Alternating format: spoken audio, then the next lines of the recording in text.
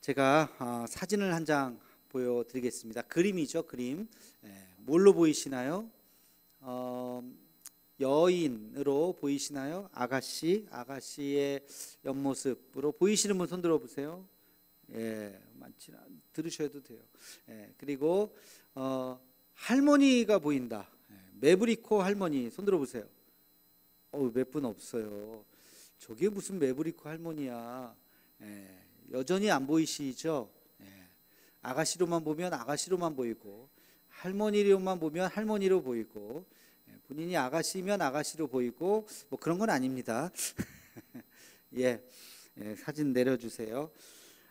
보이는 대로 보는 거예요. 제가 왜 이 그림을 보여드리냐면, 이게 아가씨로 보기 시작하면 계속 아가씨로만 보여요. 할머니가 어디 있어? 근데 할머니로 보면 계속 할머니만 보여요. 두 가지로 다 안 보여요. 다시 한번 볼래요? 다시 한번 좀 보여주세요. 이제 두 개 다 보이시나요? 두 개 다 보이시는 분? 몇 분 안 되네. 손 내리세요. 이것은 관점에 대한 교훈입니다. 관점.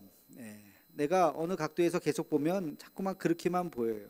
성경도 그렇습니다. 성경도 우리가 너무 익숙한 말씀을 보면 이 말씀 이 얘기지 뭐 하고 너무 뻔히 너무 흔하게 생각하고 넘어갈 때가 있어요. 그러나 그래서는 안 돼. 하나님의 말씀을 다양한 각도에서, 이런 각도 저런 각도에서 보면 새로운 깨달음이 있습니다. 대표적인 본문이 바로 이 오병이어죠. 너무나도 잘 아는 본문이죠. 사복음서에 다 나오는 기적 사건이 바로 이 오병이어 이야기입니다.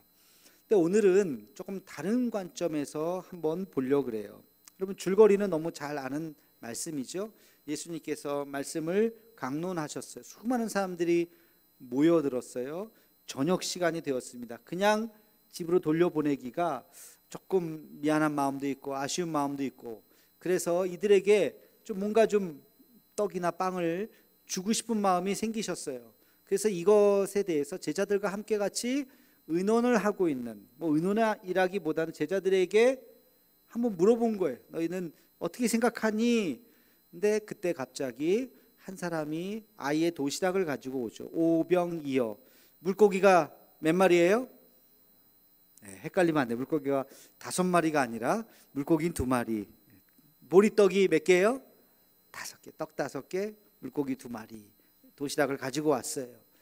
그래서 그거를 예수님께 드리면서 우리가 가진 거 이거밖에 없는데 이거 어떻게 이 많은 사람을 다 먹이겠습니까? 하는 그런 이야기죠. 그런데 결론은 예수님께서 엄청난 기적을 베푸셨죠. 이 이야기의 주제는 항상 똑같았습니다. 뭐냐면 아이의 헌신이에요. 아이가 하나님 앞에 헌신했더니 하나님께서 놀라운 역사를 일으켜 주셨다. 맞습니다. 이 말씀을 그런 각도에서 보는 거 굉장히 신앙적인 유익이 있죠. 그러나 오늘은 아이의 관점에서만 보려고 하지 말고, 우리가 예수님과 제자와의 관계 속에서 예수님께서 사실 제자에게 어떤 중요한 영적인 교훈을 말씀하고자 이야기를 꺼낸 거거든요. 그 예수님과 제자와의 관점에서 다시 한번 이 말씀을 한번 보도록 하겠습니다. 먼저 우리 5절 말씀을 함께 읽겠습니다. 5절 시작. 예수께서 눈을 들어 큰 무리가 자기에게로 오는 것을 보시고 빌립에게 이르시되 우리가 어디서 떡을 사서 이 사람들을 먹이겠느냐 하시니, 예수님께서 지금 제자들에게 너희는 이들에게 먹을 것을 줄 수 있겠니? 어디서 떡을 좀 구해서 여기 있는 수많은 사람들에게 과연 먹여줄 수 있겠니? 라고 한번 질문을 한 거예요. 그랬더니 빌립이 이렇게 이야기합니다. 7절 말씀 같이 읽겠습니다. 빌립이 대답하되 각 사람으로 조금씩 받게 할지라도 200데나리온의 떡이 부족하리이다. 아멘. 200데나리온, 한 데나리온은 한 사람의 일당이거든요. 일당이 사람마다 다르겠지만 대충 하루에 한 10만 원이라고 계산하면 200데나리온은 얼마예요? 2천만 원. 하루 일당을 그냥 5만 원으로 계산해 버리면 200데나리온은 1,000만 원. 적은 돈이 아니에요. 이 사람들을 지금 다 먹이는데 지금 뭐 1,000만 원 이상의 돈이 드는데 돈이 어디 있겠습니까? 근데 사실 돈보다 더 중요한 게 있어요. 돈은 있을 수 있어요. 근데 떡이 어디 있겠냐고요.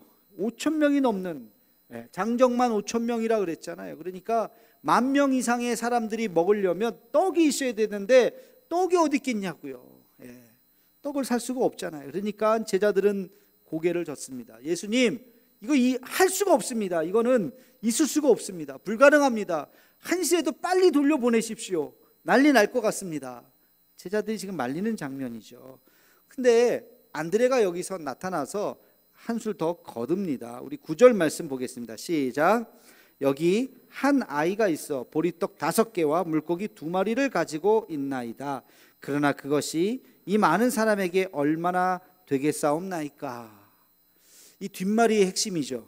이 많은 사람에게 이게 고작 요게 무슨 소용이 있겠습니까? 보리떡 5개, 물고기 2마리. 이거는 일부러 그렇게 숫자를 얘기하는 거예요. 예수님에게 증거 자료로 요거밖에 없습니다. 요거 아이의 도시락입니다. 애가 먹어도 지금 부족할 판국에 요거밖에 없는데 이 많은 사람들 그걸 어떻게 다 먹이려고 하십니까? 라고 지금 거의 지금 항변을 하는 거죠. 불가능하다는 거예요. 이건 어떻게 할 수가 없다는 거예요. 요약하면 이런 대화예요. 예수님은 이 사람들을 먹일 수 있는 방법이 없겠니? 하고 물었는데 제자들은 절대 불가능합니다. 할 수도 없습니다. 근데 결론은 어떻게 됐어요? 오병이어의 기적이 일어났어요. 어마어마한 사람 다 먹고 그냥 먹는 척하고 옆 사람에게 준 게 아니라 배불리 먹고 남은 것이 얼마나 됐어요? 12강줄이에 가득 찼어요. 자, 여기에는 굉장히 중요한 예수님께서 제자들에게 들려주고자 하시는 영적인 교훈이 있습니다. 2가지의 교훈인데요. 제가 이 이야기를 하기 전에 하나의 또 한 가지 이야기를 좀 들려드리고자 합니다. 미국인들이 가장 존경하는 흑인으로 알려진 조지 워싱턴 커버라고 하는 분이 있습니다. 이분의 이야기를 잠깐 들려드리려고 합니다. 사진 보시면 아주 평범하게 전형적인 흑인이고 평범하게 생긴 그냥 노인이에요. 저분의 별명이 있습니다. 저분의 별명은 땅콩 박사입니다. 땅콩을 연구하신 분이에요. 그의 인생은 매우 불행하게 시작돼요. 이분은 생일이 언제인지도 몰라요. 정확하게 언제 태어났는지도 몰라요. 흑인 부부 사이에서 태어난 5째 중에 막내로 태어났는데 남북 전쟁이 끝날 무렵에 폭도들에 의해서 아버지는 살해를 당합니다. 그리고 어머니도 어디론가 끌려가서 그 길로 영영 보지 못했어요. 이 어린 이 커버는 백인 양 부모에 의해서 입양이 되었습니다. 근데 참 선하고 믿음 좋은 그 부모가 이 아이를 믿음 안에서 잘 양육하고 글도 가르쳐주고, 그 당시에 흑인들이 글을 배운다는 건 거의 어려웠거든요. 글도 가르쳐주고 책도 읽게 하고 굉장히 훌륭한 사람으로 성장을 했어요. 근데 이 커버에게는 독특한 능력이 하나 있었는데 식물을 너무나도 잘 가꾸는 거예요. 거의 죽어가는 식물도 이분에게 가져가면 다 살아나는 거예요. 그렇게 식물을 너무 사랑하고 식물에 대한 아주 특별한 또 은혜가 있었어요.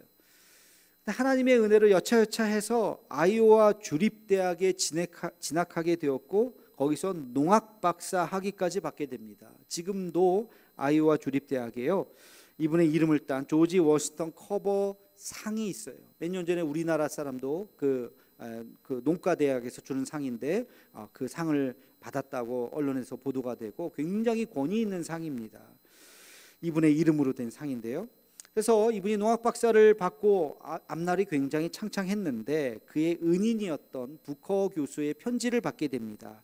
이분은 알라바마의 한 시골에 가서 학생들을 가르치는 그런 일을 하게 되는데 이 커버 박사에게 편지를 보내서 당신은 이제부터 부와 명예가 당신 앞에 펼쳐지겠지만 그 길을 가지 말고 나와 함께 같이 흑인들을 위해서 인류를 위해서 연구하면서 같이 살기를 바랍니다 라는 편지를 받고 이분이 결단을 하고 알라바마 시골로 들어가게 됩니다.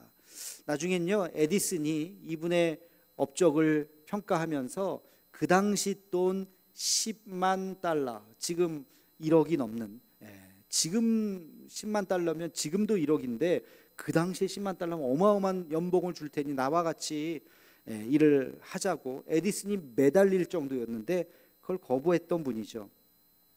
그래서 남부 지방으로 이제 내려가게 됩니다. 거기에서 그 당시에 큰 어려움이 있었어요. 남부 지역은 농사를 지었는데 목화 농사를 지었습니다. 목화 농사는 사람들의 손이 많이 필요해서 노예들이 필요했어요. 그래서 아프리카의 노예들을 데려다가 일을 시키기 위해서 남북 전쟁에서 남쪽은 노예 제도를 존속하자는 거고 북쪽은 노예 제도를 해방하자는 그 전쟁이었죠.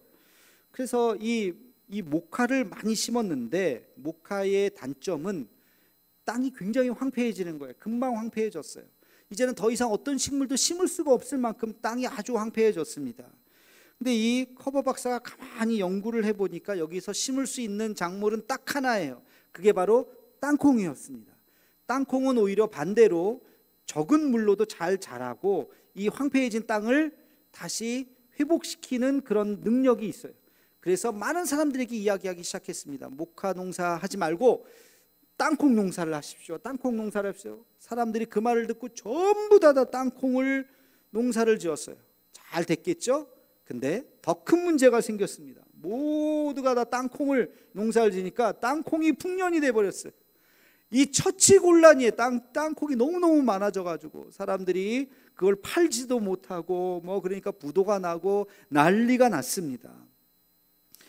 이 커버 박사가 큰 마음의 짐이 생겼어요.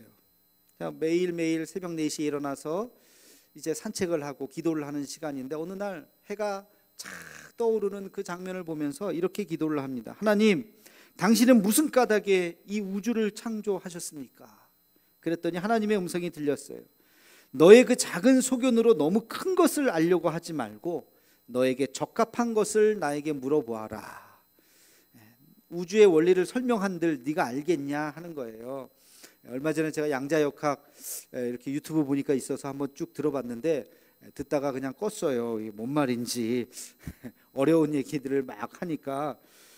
그래서 이 커버 박사가 다음으로 이런 질문을 했어요. 하나님, 도대체 인간은 뭐에 쓰려고 하나님이 만드셨습니까?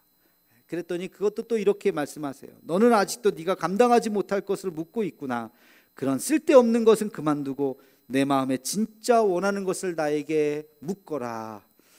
그래서 세 번째로 이렇게 질문을 합니다. 하나님, 이 수많은 땅콩을 어찌해야 됩니까?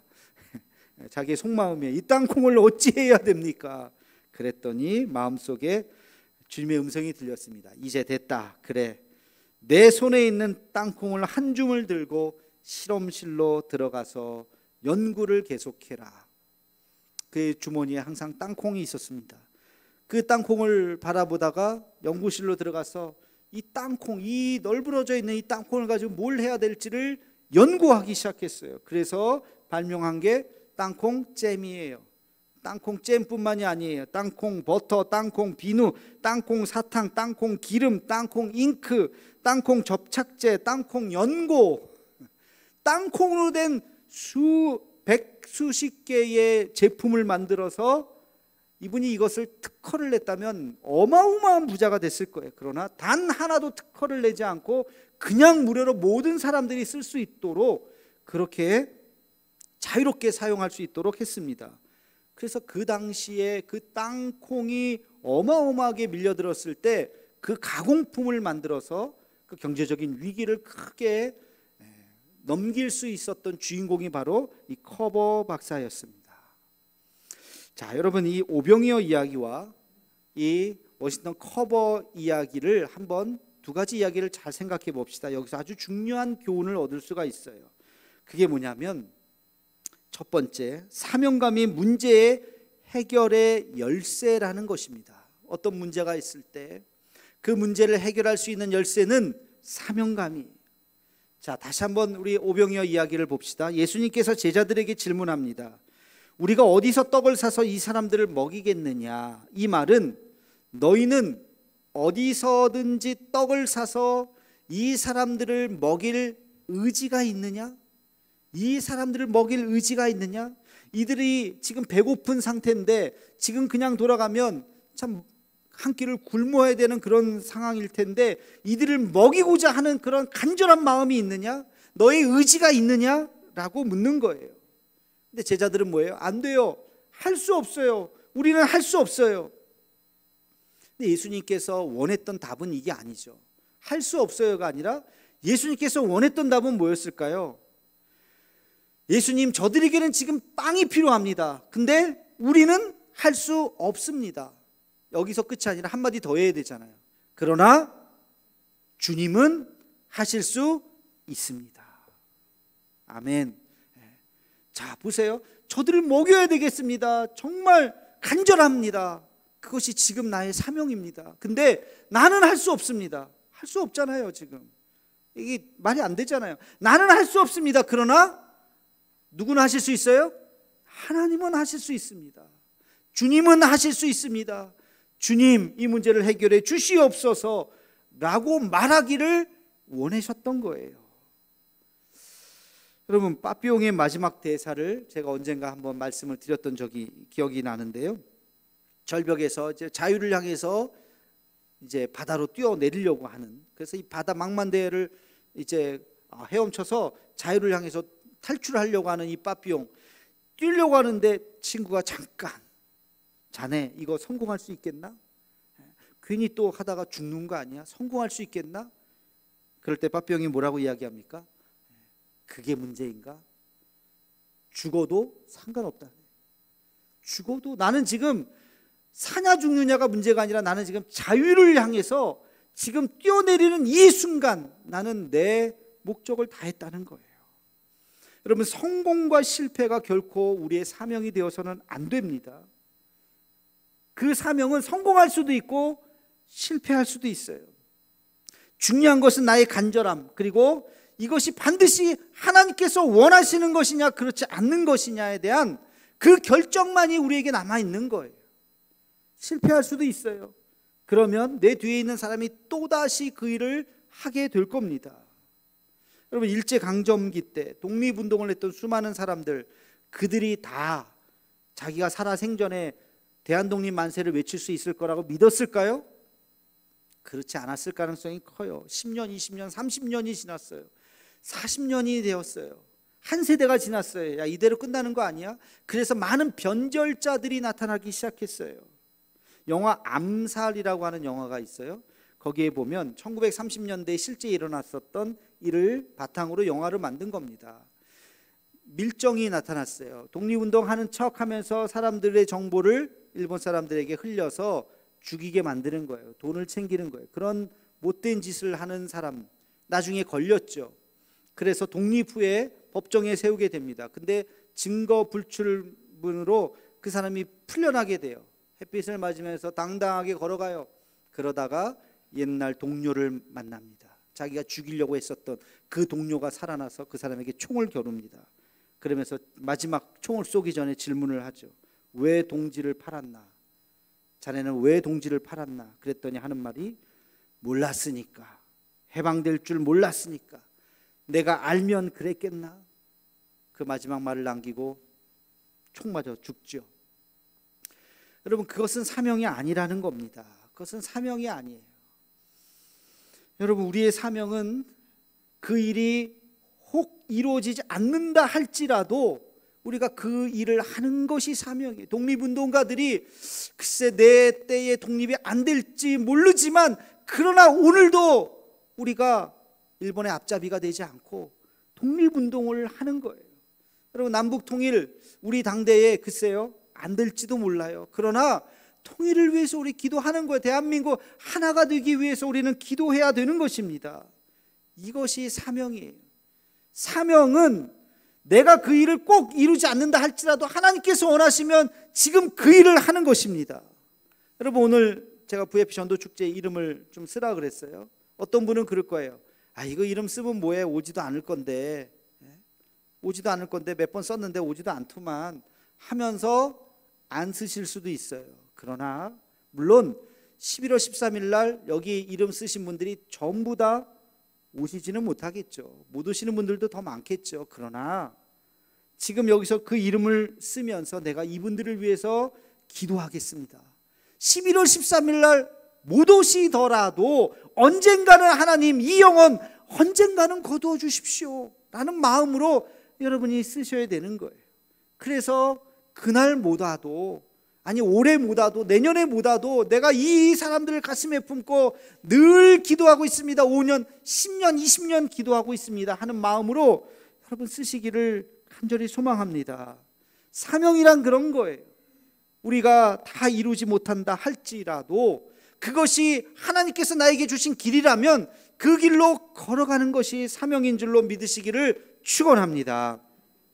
자, 두 번째, 오병이어 이야기와 땅콩 박사 커버 이야기에서 우리가 기억해야 되는 것은 하나님의 해결책은 우리 손에 있는 바로 거기에 있다는 것입니다. 여러분 손에 뭐가 있습니까? 지금 제자들의 손에는 오병이어, 그 보리떡 5개, 물고기 2마리, 별거 아닌 아무것도 아니에요. 그러나 그것이 하나님 손에 붙들린 바 되었을 때 놀라운 역사가 일어나게 되었던 것이죠.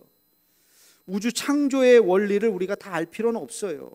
인간의 삶에 대해서 다 알 수도 없어요. 여러분 자동차의 원리를 다 알고 운전하십니까? 다 모르잖아요. 자동차가 어떻게 기름으로 저렇게 저 큰 자동차가 잘 굴러가는지, 어떻게 에어컨이 빵빵하게 나오는지 그거 다 알아요? 몰라요. 근데 사는데, 운전하는데 아무 지장 없어요.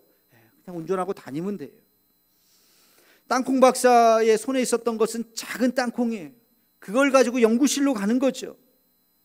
거기서 수많은 가공품이 나오기 시작했던 것입니다. 하나님께서 그에게 놀라운 영감을 부어주셨던 거예요. 제자들에게 질문합니다. 너희가 이 사람들을 먹일 의지가 있느냐? 그것이 너희의 간절함이냐? 그것이 너희의 사명이냐? 마태복음, 마가복음, 누가복음에는 이런 표현이 나와요. 너희가 먹을 것을 주라. 너희가 먹을 것을 주라. 우리에게 아무것도 없는데, 아니야, 너희가 가진 것으로 먹을 것을 주라라고 말씀하고 있습니다. 우리 오늘 본문 말씀 8절과 9절 말씀을 함께 같이 읽겠습니다. 시작.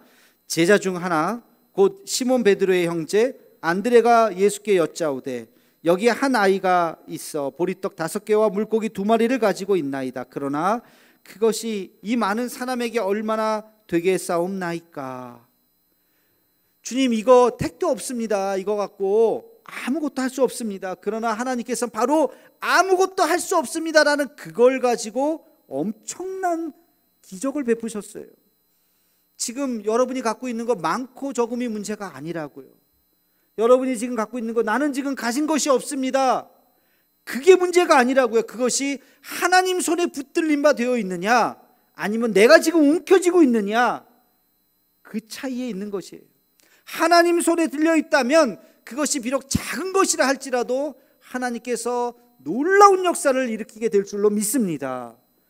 그러나 여러분이 뭐 대단한 것 같이 느껴질지 모르지만 하나님이 쓰시지 않으면 그거 아무것도 아니에요. 아무것도 아니에요. 바울은 이것을 이렇게 표현합니다. 내게 능력 주시는 자 안에서 내가 모든 것을 할 수 있느니라. 아멘. 주님, 나는 아무것도 아닙니다. 나는 연약합니다. 죄인 중에 괴수입니다. 그러나 하나님이 나와 함께 하신다면, 내게 능력 주시는 자 안에서 하나님이 나를 붙잡아 주신다면 나는 모든 것을 할 수 있습니다. 할렐루야. 이 고백이 있기를 주의 이름으로 축원합니다. 오늘 말씀의 제목이 가진 것이 없다고 말하는 그대에게예요. 여러분, 세상 살면서 이런 생각 가끔 할 때가 있어요. 나는 가진 게 없네. 나는 가난한 집에서 태어나서 배운 것도 별로 없고 어떻게 호송세월 보내다가 나이도 많고 이렇게 돼서 참 내 인생이 딱하다, 뭐 그런 생각을 할 때가 있어요. 그러나 아니에요. 하나님 보실 때 그렇지 않습니다. 그렇지 않아요. 내가 지금 무엇을 생각하고 있는가, 하나님께서 원하시는 것이 무엇인가, 나에게 주신 그 사명이 무엇인가, 내가 이것을 간절하게 원하는가. 그렇다면 그것을 다 이루지 않는다 할지라도 그 일을 시작하는 거예요.